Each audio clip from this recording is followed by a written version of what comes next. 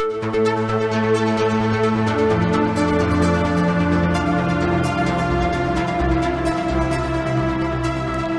and welcome to the Sensibly Speaking podcast.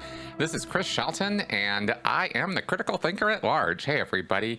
Welcome to the show. And this week we are going to do just a little informal breakdown, a little talk, a little chat amongst us girls.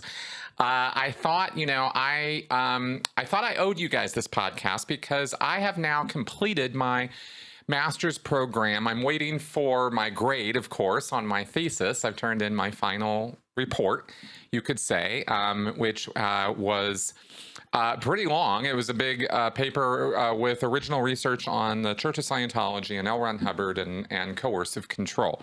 And I promised you guys that as I went through this program, I would keep you up to date. I would tell you guys what I was learning. I would pass on things to you. And I believe that over the last year and a half, as I've been getting through this thing, I have done that.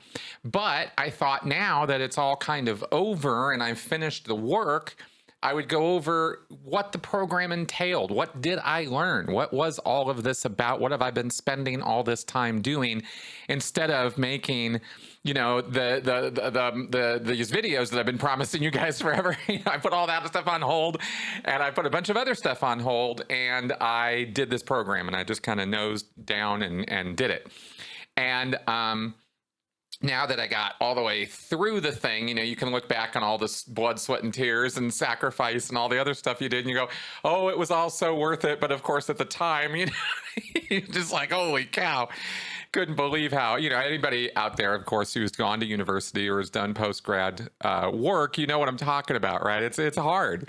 It's hard work. And I didn't necessarily appreciate how hard it would be or what would be hard about it. But, I think I've shared enough of the trials and tribulations and travails of my college experience, university experience, that I don't need to go keep harping on all of that. I wanted to share with you guys what I learned and what we covered in the program. And this is not necessarily a marketing video for the program, but at the same time, I thought it might be interesting to you guys to actually cover all the details of stuff we went into. Now, I can't obviously give you a year and a half of study in an hour, which is, so I'm not even going to try to do that, but we are going to cover some of the broad strokes and some of the details and get into the classwork and what we actually learned about. And I'll share some with you guys as we go, some of the more important takeaways or details that I got from that at the time and in retrospect. The class that I did, the classwork that I did was a postgraduate master's degree program in the psychology of coercive control offered by the University of Salford in the United Kingdom. And I did this program online. The people who ran the program are Rod and Linda Dubrow-Marshall. They are longtime academics and psychologists, and they are I guess you could say, educated on the topic of coercive control, destructive cults, undue influence, thought reform, brainwashing, and any other number of terms you care to throw around that basically are describing the ways that we go about isolating, manipulating, and controlling one another. And it's not that everybody does this to everybody. That's not the case at all. But when it happens in particular ways. And when it happens abusively or destructively, then we talk about things like coercive control, where a person is being coerced. They're being, strong-armed into or being made to do something that they don't really want to be doing, or don't really want to be, engaged in. And this is, somehow you are bending people's wills. And you can do that deceptively. You can do that covertly, where people are not necessarily aware of what's going on. Or you can do that overtly and blatantly and right in their face, and everybody knows exactly what's going on. Still control. Control as a topic can get a really bad name. And I have to stress this right away that, all control is not bad. Coercive control is a term we use to try to limit, the kind of controls where we're going, yeah, this is the bad stuff. But all control, as a word, the word, it has a lot of connotation. And there's a lot of people who have, get triggered by this word or feel that this word is somehow a bad thing. It represents a bad thing. But if you don't control your car, if you don't control your body, if you don't control other people around you to one degree or another, you can't get through life, much less get through a job or work or even play. Sports, I mean, all of these things require a good, fine ability to control things. So there's nothing wrong with control, but there's all kinds of things wrong with forcing or enforcing control on other people when they don't want it. And it's a violation of human rights. It's in many, many cases, it's a violation of people's civil rights, and it is illegal in some places. And so this is a field of study in psychology because, as you can imagine, there's a lot of controversy on this topic. What's okay? What's not okay? What's authoritarian? What's not? What's cool to do to people in the name of public health, let's say, and safety, versus what is stepping over the line. And a lot of people have a lot of opinions about this, a lot of ideas about it, all valid, actually, from their own experiences and from their own points of view, but we have to learn to live together too. And so we have to figure this stuff out in such a way that it is most constructive to the most number of people, I guess you could say, in terms of that sort of utilitarian ethics, greatest good for greatest number kind of thing. And approach things like this from that point of view, and realize that that control is not always convenient or fun for people to experience, but it is sometimes necessary. So anyway, I just kind of wanted to address that word as part of the topic, because it's kind of a big trigger word for some people. But studying the psychology of coercive control is getting into the headspace and mindset and the techniques and methods of predators, traffickers, cult leaders, abusive spouses or partners, domestic partners, gangs. I mean, the domains that this field covers basically extend across pretty much every endeavor people get involved in. You learn pretty quickly on this program that that coercive control is a matter of a relationship. It's a kind of relationship between people. And I don't just mean a romantic relationship. I'm not talking about one or two people. It can be a 1 to 1,000 relationship in a cult where you have one cult leader and 1,000 followers. It's still a relationship, you understand. And even if that relationship is only via, like with Scientology and me and L. Ron Hubbard, I never met L. Ron Hubbard. I didn't have a personal, intimate relationship with L. Ron Hubbard, but I did have a relationship with L. Ron Hubbard via his written and spoken works. And I had an idyllic vision of this man. He was a very real person to me. And so I was a follower to this leader, even though this leader wasn't even alive after 1986. And yet here I was still following everything this man had to say as though it was, the delivered truth from manna from heaven. So it doesn't even necessarily have to be that the cult leader's still alive to be exerting coercive control against people. However, let's be clear that if the cult leader is dead, you're going to have other living people enacting his will or her will, or in other words, somehow communicating to the followers, what they need. And that's how David Miscavige in Scientology has become the new epitome of the cult leader in that world. Okay, so that's where the coercive control comes from now. And you can see how David Miscavige has changed and morphed Scientology over the years to adapt his own ideas of how people should be controlled, which is a little bit different from L. Ron Hubbard's, and that's how you see the different flavors of Scientology over the years. But it's still, whether it was L. Ron Hubbard or whether it was David Miscavige, it's still coercive control.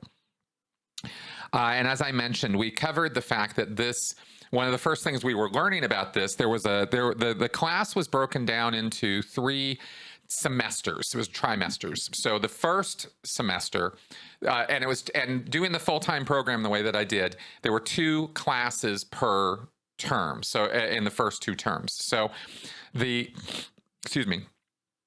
So the first term covered the etology of coercive control, which means basically the makeup, genesis of, the creation, the making of, the structure, the anatomy of coercive control.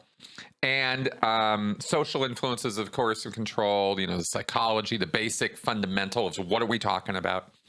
And then there was also another class which was research methods in psychology, and that was a more generalized class. It wasn't tailored for our program. It was tailored for, or sort of generalized for, the medical nurse students and the psychology students and the addiction students. There were different programs that were utilizing the research methods class for their programs, and that tended to be nobody's. It was sort of nobody's child, and it ended up being a bit of an orphan. It was not a great class. And I mean, yes, I am being overtly critical of it, because it was difficult and it was unnecessarily so.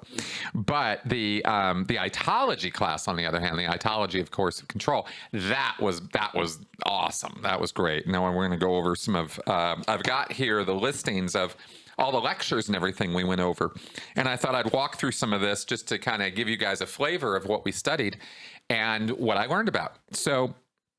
First, you had the, in the itology class, we covered the basics of coercive control, as I just went over, and we covered the fact that in the United Kingdom, there are actually laws on the books now that are directed toward the domain of domestic violence, not cults or gangs or sects or troublesome groups or trafficking, but in the area of domestic violence. There is now a law in the books that has been enacted, has been prosecuted successfully against coercive control. And one of the things about coercive control in this law that is so interesting is that it is a pattern of repeating behavior. I want to stress this because it's kind of an important point. Coercive control is not something that you demonstrate as a one-off. Anybody can have a bad day. Anybody can go off on somebody else or can be abusive to another person as part of in their relationship with others. And that's not necessarily, you know, a one-off is not necessarily a sign that you're dealing with a narcissist or a predator or an evil, horrible person who must be destroyed. All of us have bad days. All of us have bad moods. All of us can get triggered. All of us have our psychological trigger points and weaknesses. And when we are stressed, when we are tired, when we are hungry, when any number of other factors are at play with us socially or in our environment, we can basically lose our shit. And when we do, we can create really bad effects. We can do really bad things. We can say bad things. We can do bad things. But we shouldn't necessarily all be judged on just a single incident. And when you're looking at coercive control, you are looking at a couple of things about this is nobody stumbles into or fumbles their way into or accidentally coercively control somebody else. It doesn't work that way. Coercive control is a premeditated, knowing, purposeful activity. So it's a repeating pattern of this similar conduct: isolation, manipulation, and control. Those are the three main points. So this law in the UK successfully prosecuted a woman who had killed her husband. And it turns out that it was because he had been coercively controlling and abusing her for years. And this law actually got her released, got her freed from that because it was put up as a part of the defense. I think there was something else about that particular case that made it also, she was released on another point that didn't directly get into this. So there was more to the case than just this coercive control law, but it was part of the picture, and it is being used in the UK to try to go after people who are engaged in these, repeating patterns of long-term domestic violence abuse. It's not cool to be beaten up on your spouse under any circumstances, both the female to the male and the male to the female, or male to male, female to female. I mean, there's all kinds of studies on this and fascinating research on it. And we dived into all of that and learned quite a bit about it. And in fact, Evan Stark is one of the sort of thought leaders in the area of coercive control and domestic violence. And he is the one who actually brought the topic of coercive control down to isolation, manipulation, and control. That comes out of Evan Stark's work. Excuse me. And there are things in reading Evan Stark that I definitely disagreed with in terms of some of his more gender specific claims about males versus females in domestic violence. I think he's a bit, misandrist. I don't know, whatever. I think he's got a thing about guys.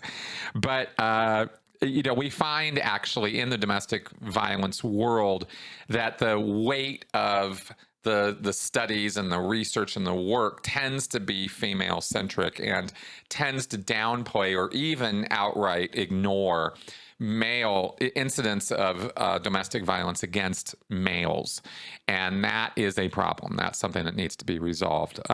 It totally makes sense. We're not going to get into in this show here why that is or how, whatever. It's not that everybody's evil and there's just a bunch of horrible people out there. It's just the brunt of the attention on that topic has tended to go in one direction, and we need models and we need work being done, and this work is being done very actively by a lot of people, so no worries. Something is being done about this, but we need more being done on that particular side of things, because I don't particularly happen to believe that after researching and studying this to the degree that I have, that domestic violence and the causes of it are gender specific. I think that there are social forces and familial influences and social influences that are equally influential on male and female.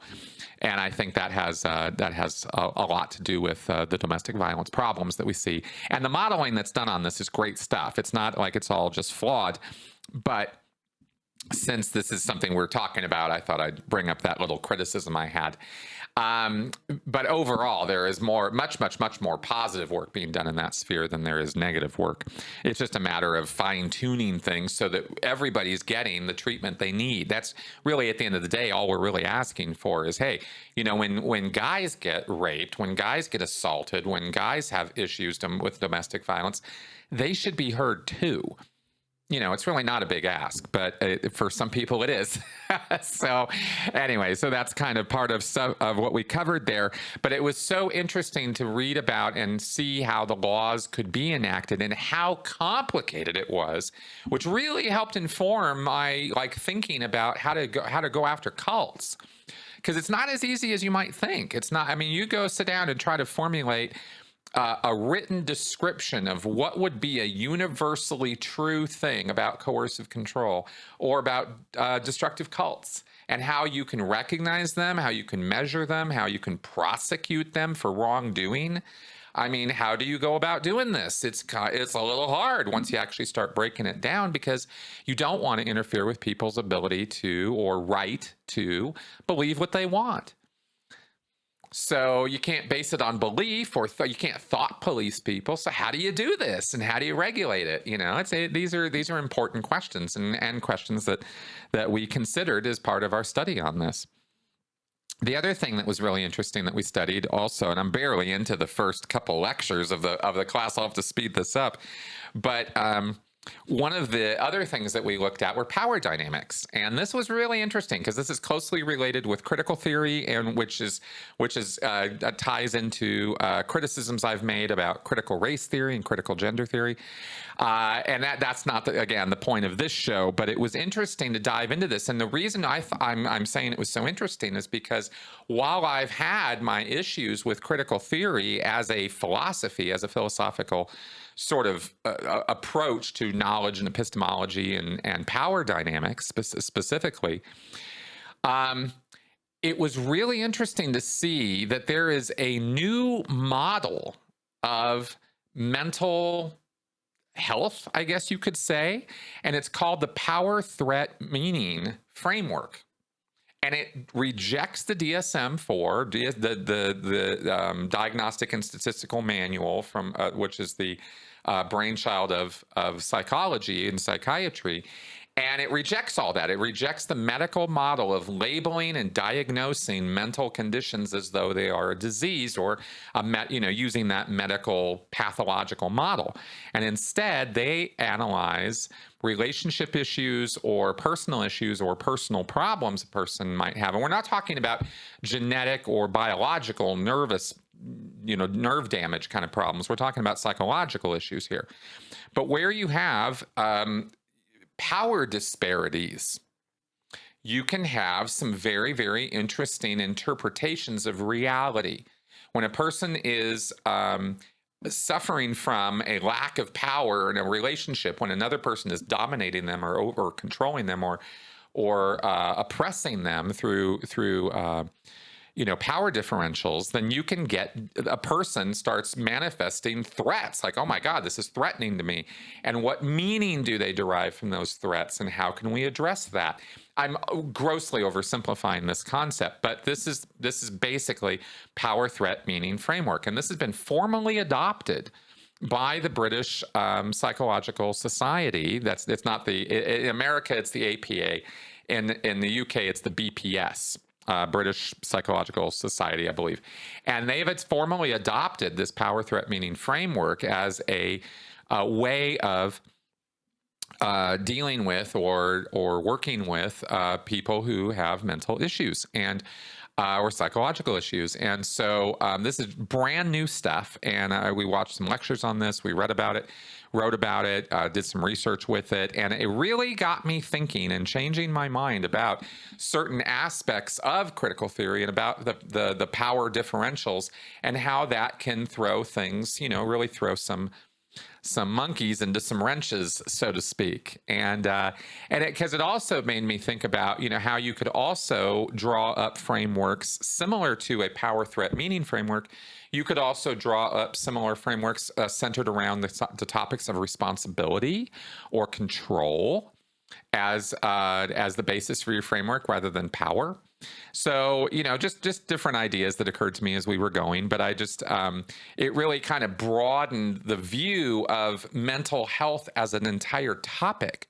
Like, what if we removed or rejected the pathological model and stopped labeling everybody as though that was so helpful, and of course, over medicating people as well because of these diagnoses, and instead really dug in and analyzed their life, their relationships, their social connections, the power of those connections, their work dynamics, their personal dynamics, family. How do these things all integrate? What pressures does this person have? What threats do they encounter in their life? And what meaning have they derived from those threats?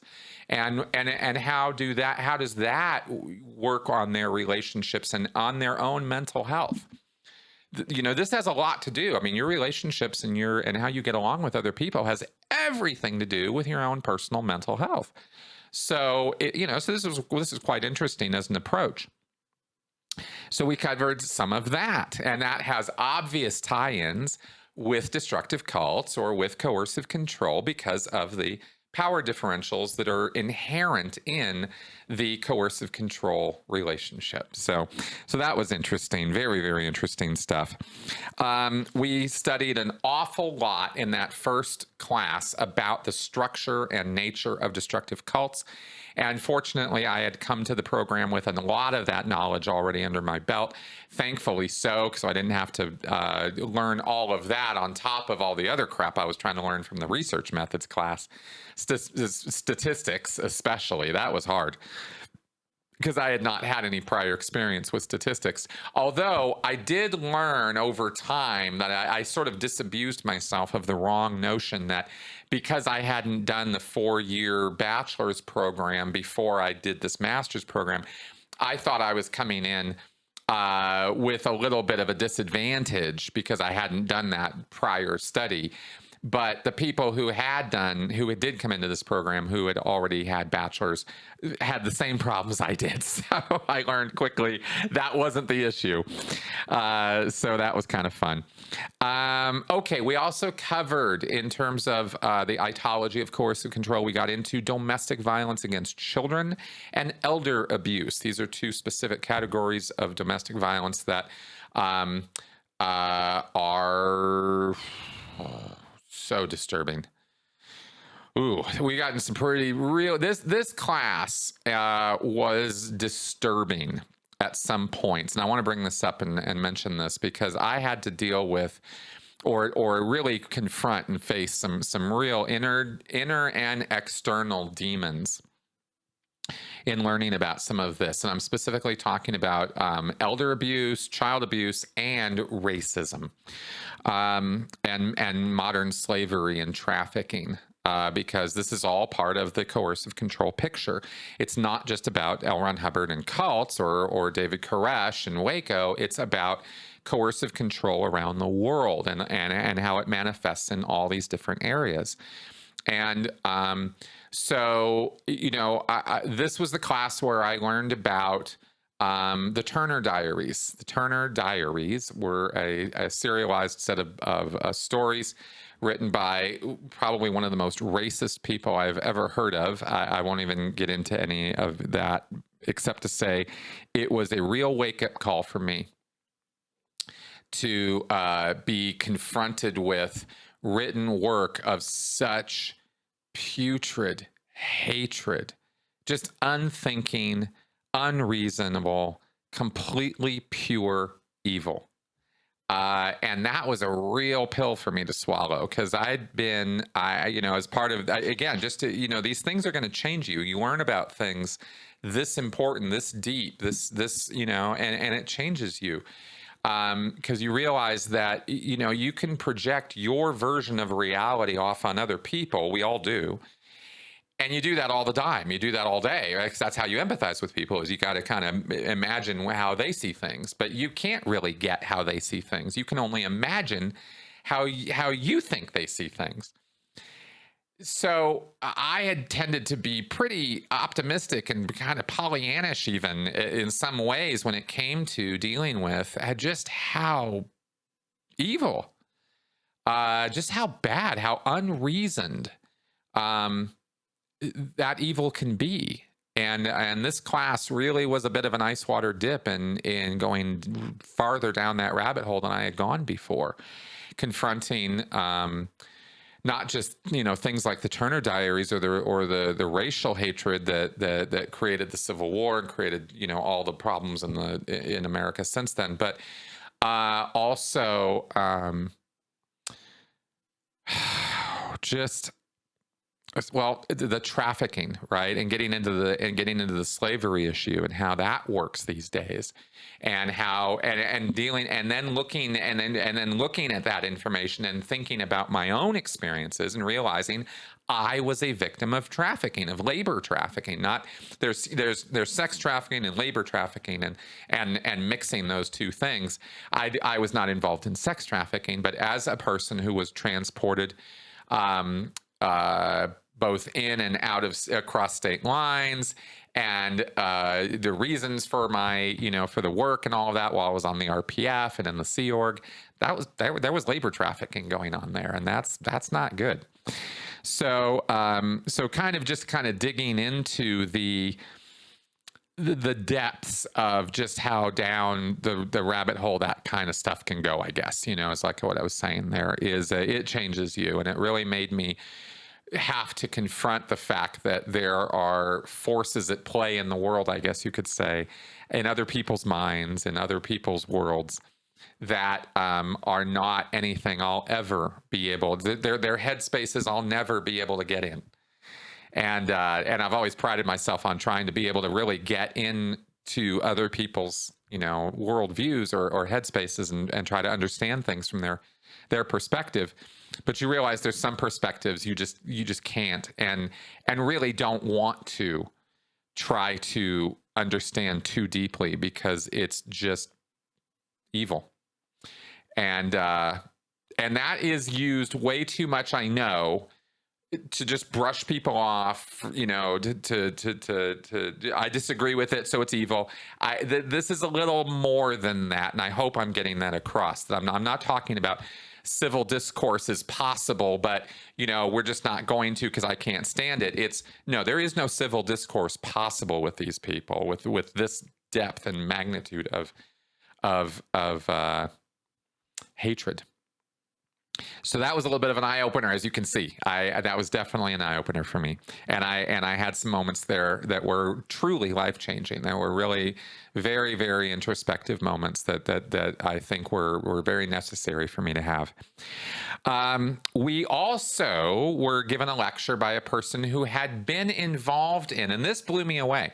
This guy had been involved in a revolutionary based cult, political ideological cult in Iran. And this group had been fighting against the Shah, or not the Shah, sorry, the Ayatollah Khomeini, and his whole religious authoritarian totalist regime that they had established in Iran, which is still going as far as I know. There was a revolutionary group that formed in Iran to fight that, which itself became a destructive cult. Full on, full commitment, us versus them. You have to give up your life. You can't be married, no kid. I mean, full personal control of every member of this revolutionary group that was fighting itself a totalist authoritarian government. So that was interesting because like Falun Gong in China, it kind of brought to light that just because a group is fighting a cult doesn't mean it's a good group. You can have cults fight cults. That blew me away. That was a little interesting. It's not common. It's not like you see it everywhere, but it sure is interesting because we have a tendency in our psychology to want good versus bad, black versus white. We want to know who the good guys are. We want to know who the bad guys are. And sometimes in a struggle, they're both bad. And that was interesting to really get my head around on that one.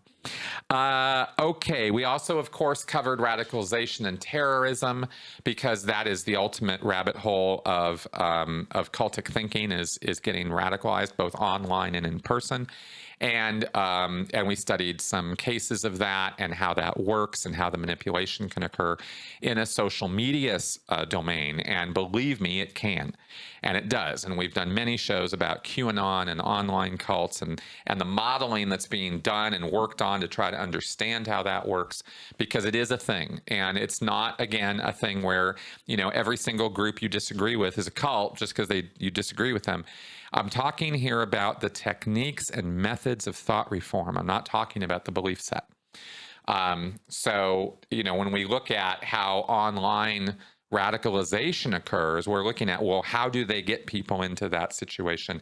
What does the person have to bring with them in the first place to be radicalized? Is there a priming? Is there some predilection or personality traits a person has? We don't really know yet. There is conjecture on this, but it's still being studied. And it is so interesting to study. So we got into talking about some of that. And then finally, we got a great lecture from Dr. Alexandra Stein, who I've had on my podcast. That's why I'm giving her a little name shout out here. And she talked about attachment in coercive control and how you have attachment bonds and what's called trauma bonding, where you're alternately rewarding and penalizing somebody in various extreme ways in order to kind of glue them or stick them to you. That's trauma bonding, and predators are well familiarized with that, but it does happen in other places, in other contexts too.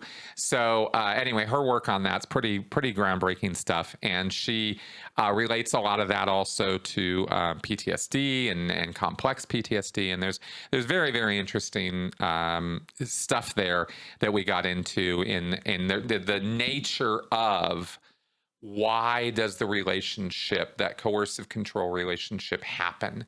What sticks people to it? Why don't people just walk away? I mean, we now know the answer to that question, but you got to understand some of the psychology of relationships and attachment in order to really, kind of grok that, So anyway, we got into a lot of that.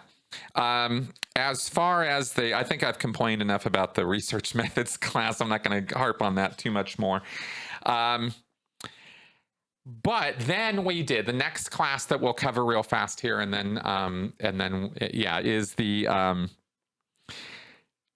The anatomy of coercive control in comparative contexts, and this was the one of the in the second term. After we finished the first, we did the second term. There were two classes. This was the first one, is comparative contexts, and the other one was therapy and recovery from destructive cults.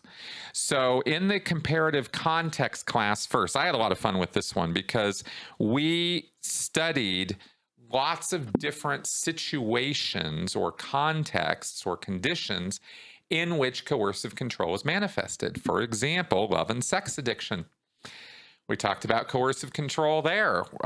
We looked at how, in terms of codependency, for example, right? If you're looking at sex addicts, or you're looking at people who profess to be sex addicts, you get into some fascinating relationship dynamics. Let's just put it that way.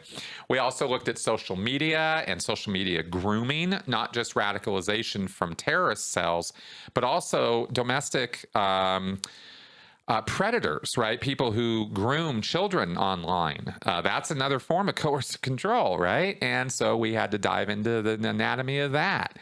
And how does that kind of stuff work? And man, the statistics on social media, when you guys saw me leave Facebook or heard me talk about that, this is one of the reasons why. It's not that if we got rid of social media, we get rid of grooming or we get rid of predators. We wouldn't. But the way that these platforms enable predators to do predation, right, to do what they do, is disturbing. It truly is. And if you're not aware of it, you don't know what's up with that, you don't know how the algorithms work, you don't know how these things can be manipulated so that children become victimized, and if you have kids, it's something worth looking into, because these platforms are rife with predation. And it's something that you just have to know is out there. It's not a blame, it's not a fear and uncertainty and doubt and freak everybody out. It's just, you got to know about this stuff. And we learned all about it in the class. So that was very, very interesting. Another context in which you will find coercive control, which we have discussed recently on my live show, was police interrogations. Oh my goodness, are you going to find all kinds of coercively controlling behavior, flat out abusive stuff, sleep deprivation, food deprivation, and false imprisonment in the interrogation cell. I mean, they don't necessarily have a right to hold you, but people who don't know that don't ask or enact their rights. If you're talking to cops without a lawyer present, you are an idiot, period. That kind of thing. The ability of law enforcement to engage in coercive control is disturbing. The power they have is disturbing when it is misused. When it's used correctly, great, but when it's misused, and it can be rough. And so we got into a lot of that. And again, this highlighted a point where the UK was kind of leading the charge here, because they've adopted a whole different model of police interrogation now, because social scientists who have been, studying police interrogations for decades have been crying, we got to change this, man. This ain't right. You're getting false convictions. You are coercing people into confessions who are not guilty of the crime that they are confessing to. And if you think, hearing that, well, why would somebody confess to a crime they didn't commit? That's silly. Yeah, well, let's dive into the details of how that happens, and you'll find out it's not silly at all. There is not one person out there watching this who could not be pushed into a state of mind where you would confess to something you didn't do just to get out of the situation you're stuck in. Believe me, your life can be made so hellacious, so fast, by people who have power and they can wield that power over you. It's scary. And so you need to know your rights. You need to know what these institutions can and can't do to you.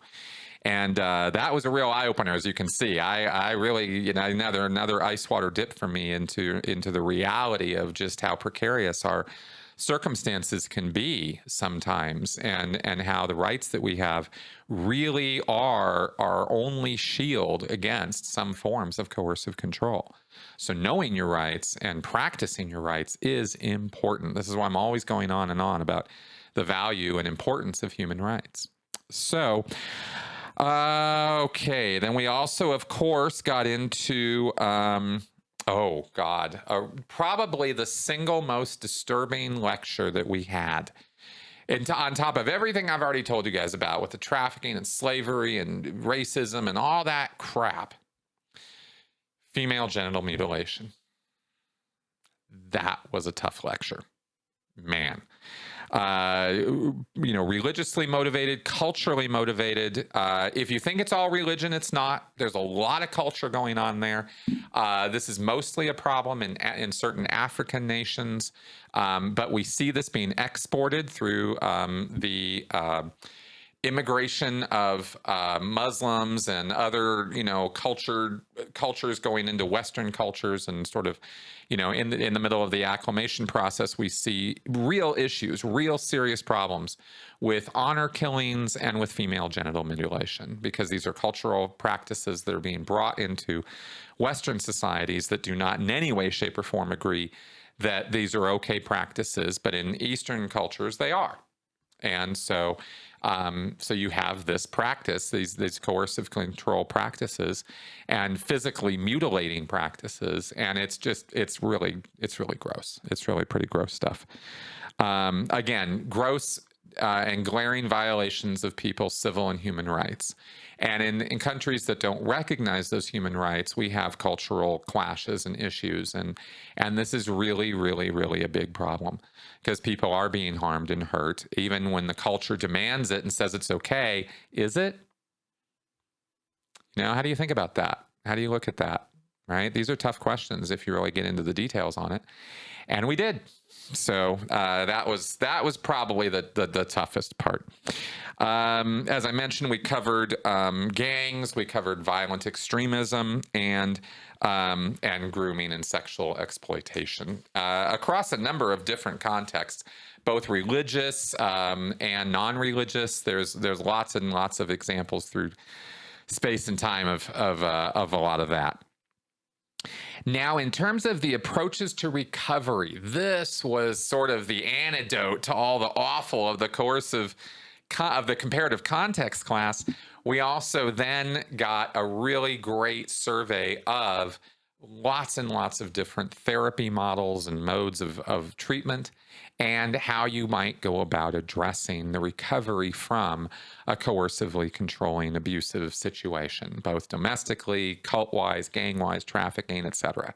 So this is where I really got to really learn a lot more detail about the different kinds of therapy. There's art therapy. There is different existential therapies. There are emotion-based therapies. There is CBT, right? Cognitive behavioral therapy, cognitive emotional therapy.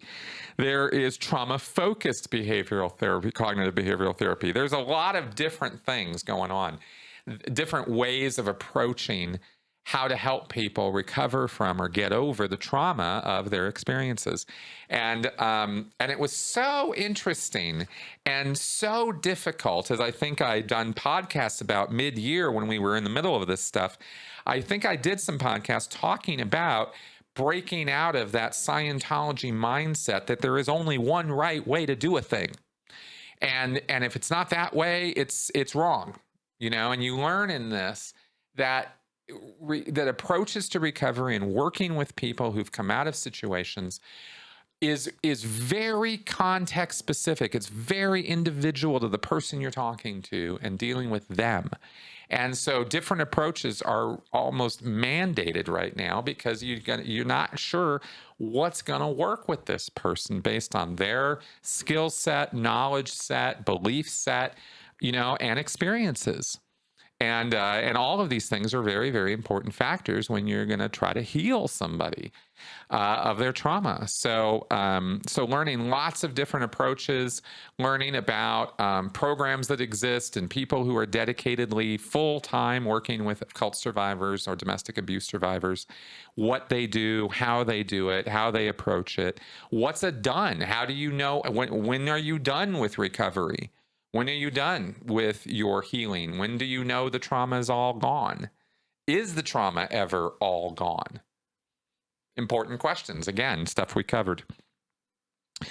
Also, and this was probably the hardest pill for me to swallow while we were going along on this whole thing, was the role of self-care in treating people who are recovering from destructive cults, because not everybody in this program is an ex-cult member themselves. And there were many people who were involved in counseling or therapy of some form who were doing this program along with me. I was not doing this program in order to learn how to do counseling or therapy, but learning all about some of these methods and modes and dealing with that was certainly helpful to me in my work. And learning about how you gotta give yourself, as the therapist, as the counselor, you gotta give yourself breaks, you gotta give yourself time away. And it became very real to me during this year how the old habits that I'd had in Scientology were clearly no longer working for me.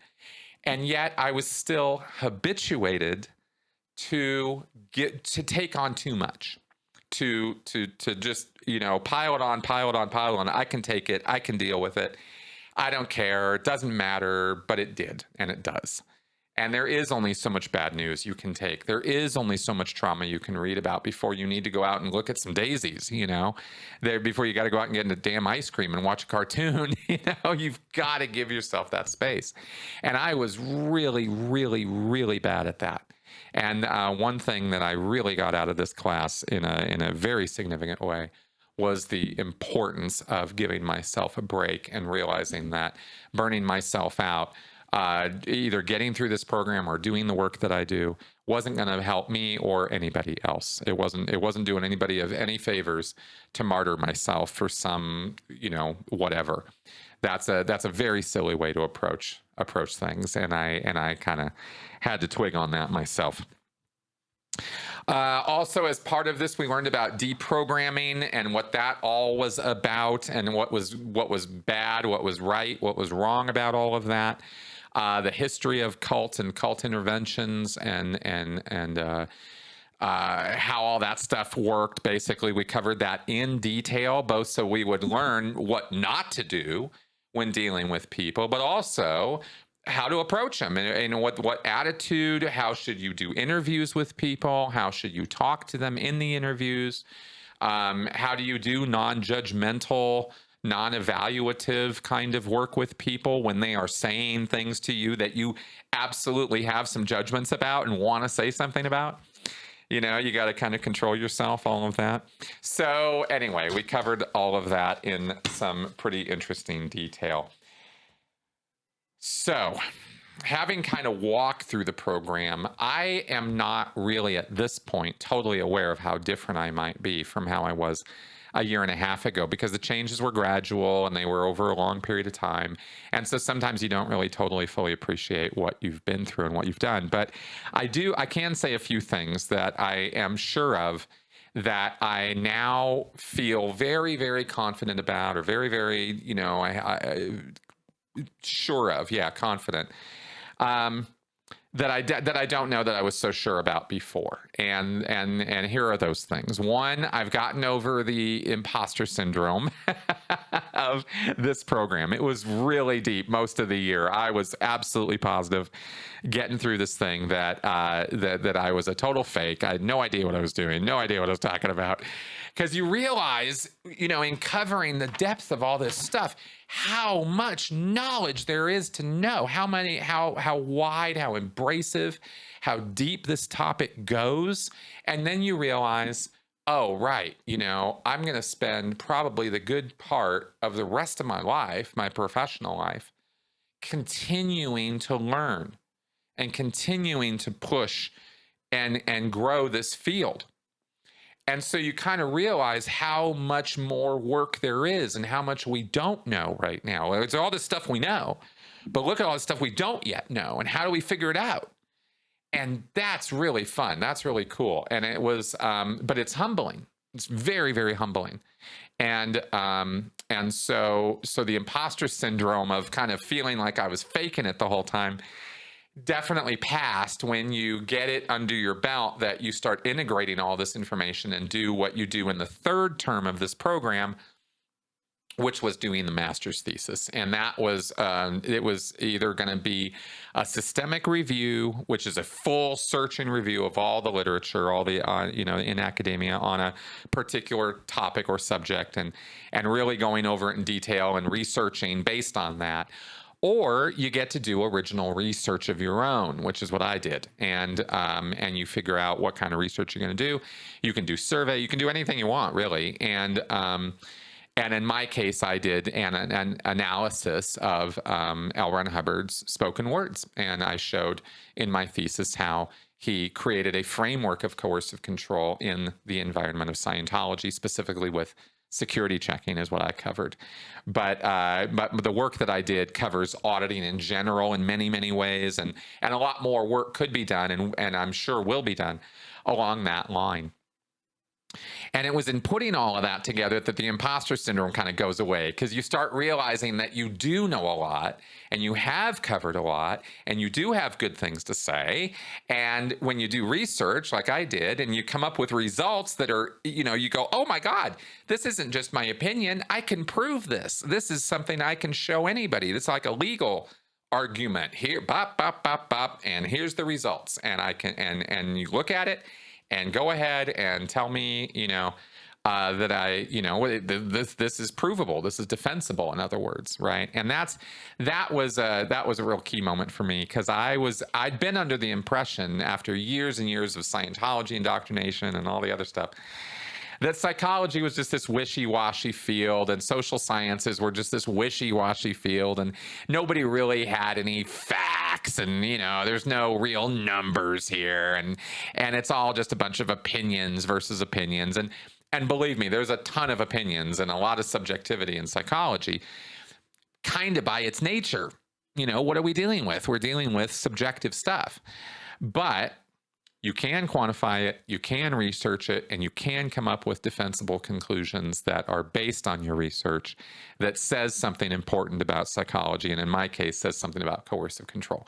And in putting all of that together at the end here really kind of brought all of this home, and showed, proved to me for myself that I do know what I'm talking about with this, and that this is a field of expertise and knowledge, and that I know things now that, that other people don't know. And then I want to share this knowledge, and I want to share my ability to do research in this field so that I can make it easier for everybody in the X-cult world.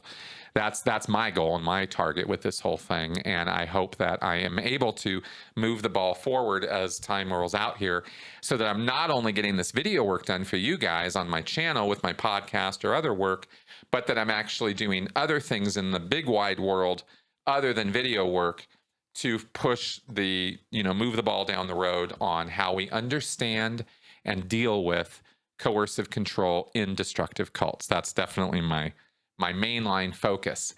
But that all being said, now that I've actually covered a much broader base of knowledge, it's my intention to expand my channel to cover these other areas as well, and to bring in people to talk to who are domestic violence survivors, or people who work in those areas and can talk intelligently about how treatment works, how what are the red flags or markers of a domestic abuser, right? That kind of thing. I want to bring in more content in that area.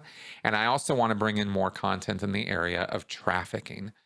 Human trafficking, both sex and labor trafficking, and modern slavery and stuff like that too, because those are other domains I now know a whole lot about that I haven't done a whole lot of work on my channel yet. So you might see as as things roll out here and I start considering how I'm going to maybe rebrand or retitle myself, or sort of think, I'm sort of thinking about all that right now. So that, this channel is addressing all aspects of coercive control, not just destructive cults, although clearly destructive cults are a field that I could spend easily just the rest of my life on, focusing just on that. But I thought it might be a more advantageous use of my platform for everybody concerned if I broadened out to those other topics as well. So you guys let me know what you think about that in the comments to this podcast. Okay. So all of that being kind of said, I think that's the show I wanted to do this week, is kind of give you guys that whole breakdown and let you know what have I been up to for the last year and a half? Where's my head been? What have I been really working on? All this stuff. And now that it's over, I'm waiting for my grades, my final grades to come in on my paper and on my whole overall program, so that I get I'm counting on the fact that I'm going to pass. I am assuming that it is a done deal as far as that goes. If I'm wrong and I have to go back and do stuff or whatever, I'll let you guys know. But as far as I can tell, this should be a done deal at this point, and I'm really just kind of waiting on the grades now. And then I get to put those letters after my name, and isn't that exciting? So anyway, there you go, guys. I'll probably stop identifying as the critical thinker at large after I do that. I'm thinking about dropping that. You guys let me know what you think about that too. All right. So that all being said, thanks very much for coming around and listening to me gab on here for an hour about all this. I hope it was interesting. I hope I said some stuff that was entertaining. And I hope that you will consider supporting the channel. Because I intend to grow this channel. I intend to continue talking about this topic at even more breakneck speed and pace and all of that.